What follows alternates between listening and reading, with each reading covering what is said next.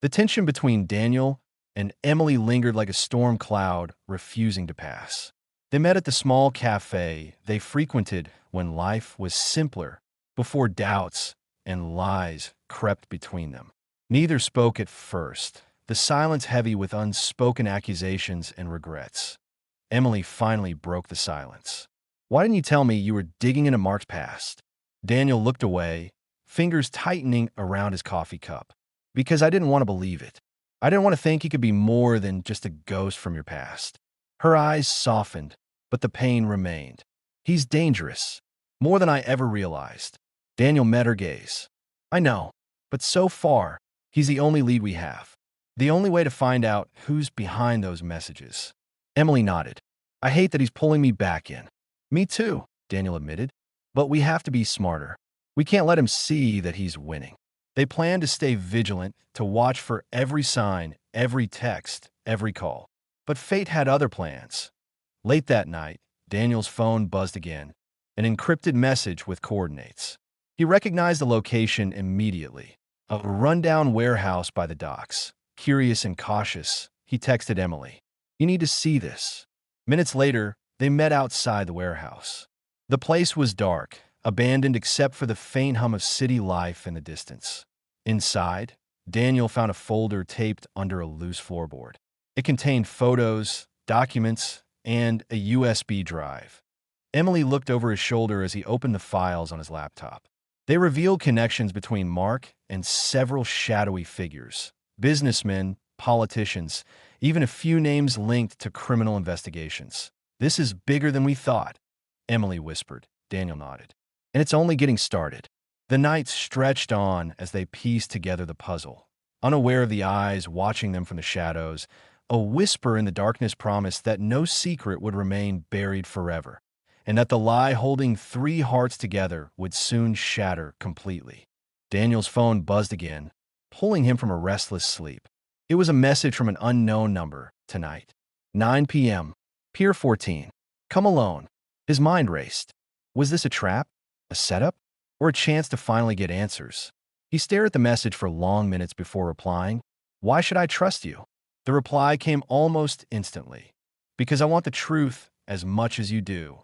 Daniel felt the familiar pull of curiosity, despite every warning screaming in his head. He texted Emily about the message, but she urged caution. "Don't go alone," she said firmly. "We don't know who this is." He understood, but something about the tone, the promise of truth, made him restless. That evening, Daniel parked a block away from Pier 14, the salty air thick with fog. Street lamps flickered, casting long shadows on the damp pavement. He clutched a flashlight and a recorder, the tools of his trade. He walked toward the end of the pier, senses alert. The waves crashed below, cold and unforgiving, that a figure stepped out from the mist, tall, dressed in a dark coat with the collar turned up. The face was obscured, but the voice was calm, measured. "Daniel Carter," the stranger said. "You want answers? I can give you some." Daniel's grip tightened. "Who are you?" "Call me a concerned party," the stranger replied. "Someone who's tired of watching the game play out." "Why involve me?" Daniel pressed. "Because Mark Sullivan is dangerous. Not just to Emily, but to everyone in his path. And because there's a third player, someone you don't know yet." Daniel's heart pounded. "Who?" The stranger reached into his coat, pulling out a small envelope. "Inside, you'll find proof. Names, dates, connections. Enough to expose Mark and whoever's pulling his strings." Daniel hesitated, then took the envelope. "Be careful," the stranger warned. "They watch everything." Before Daniel could ask more, the figure melted back into the fog, disappearing as silently as they'd appeared. Daniel opened the envelope carefully. Inside were photographs, emails, and bank records linking Mark Sullivan to a powerful corporate syndicate with ties to organized crime. The name Victor Hale appeared multiple times that Daniel's mind raced. Victor's warning about a third player was no longer a theory. It was reality.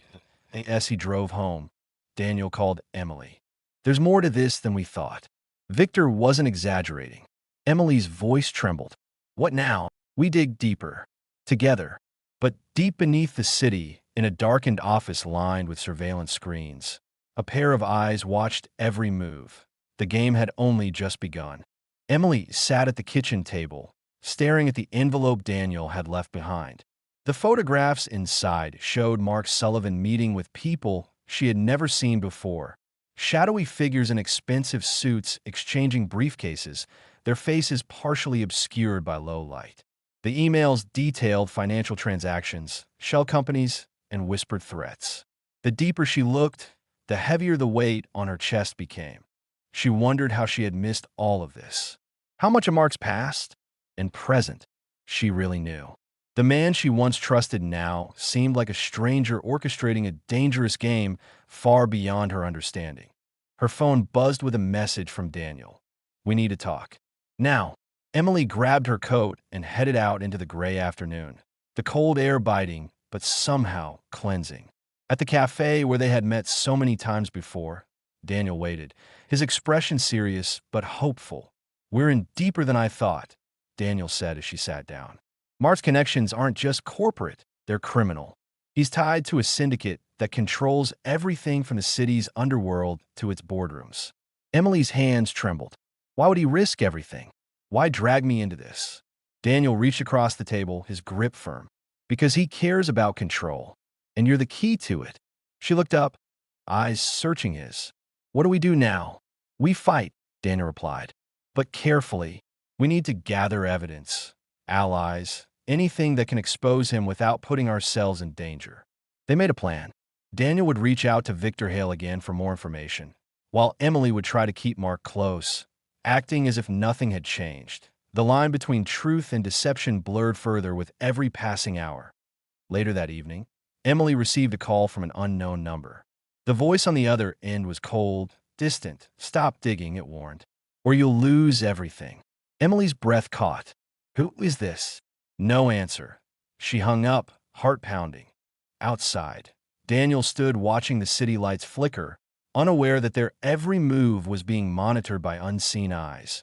The shadows were closing in, and the lie holding three hearts together was growing more dangerous by the minute. The tension in the apartment was palpable. Daniel and Emily sat on opposite ends of the couch, the silence between them heavier than any argument they had shared. The revelations about Mark Sullivan had left cracks in their relationship, cracks that were beginning to feel like chasms. Emily broke the silence first. "I can't keep living like this," she whispered, "pretending that everything is okay when I'm terrified inside." Daniel nodded slowly. "Neither can I, but pretending is all we have right now. We have to stay one step ahead." Their phones buzzed simultaneously. Text messages from unknown numbers appeared. "You don't know the half of it." Daniel read his aloud. "It's a warning or a threat." Emily swallowed hard. Or both. They realized they were being drawn deeper into a web they didn't fully understand. A dangerous game with rules they couldn't see. Determined to fight back, Daniel arranged to meet Victor Hale once more. In a dimly lit diner, Victor slid a manila envelope across the table. "This contains everything I could find on Mark's dealings," Victor said. "But there's more. Someone is trying to bring Mark down from the inside." Daniel's eyes narrowed. "Who?" Victor hesitated. "I don't know, but they have resources, and they're not afraid to use them." Back at Emily's office, she found her computer had been tampered with. Files missing, security logs wiped. The message was clear. They were being watched, and someone wanted them silenced. Emily confronted Daniel when he arrived that evening. "We're running out of time." Daniel looked at her, a fierce determination in his eyes. "Then we stopped running." Together, they began to plan their next move, a risky operation to expose Mark and whoever was manipulating the shadows behind him. But as they prepared, Mark was already steps ahead, his own plans unfolding in the dark. The game was no longer about love or betrayal. It was about survival. And in this game, only one truth mattered: trust no one. The night air was thick with tension as Daniel and Emily sat across from each other at their kitchen table, the faint hum of the city outside barely piercing the heavy silence between them. The weight of everything, Mark, the secrets, the lies, pressed down on their shoulders, but neither knew where to begin unraveling the tangled mess. Daniel broke the silence first. "We have to expose him, Emily. Mark and whoever else is behind this." If we don't, this lie will destroy us. Emily's eyes glistened with unshed tears. I'm scared, Daniel. Scared of what we'll find, and scared of what it means for us. He reached across the table, taking her hand gently. We face it together. That's the only way. They agreed to move forward cautiously. Daniel planned to publish an expose based on the evidence Victor had provided, carefully vetting every detail. Emily would continue to meet Mark, pretending that everything was fine while secretly gathering information. But as days passed, the danger grew palpable. Strange cars followed them. Unfamiliar faces lingered near their apartment, and the unknown number's messages became more threatening. One evening, Daniel returned home to find the door ajar.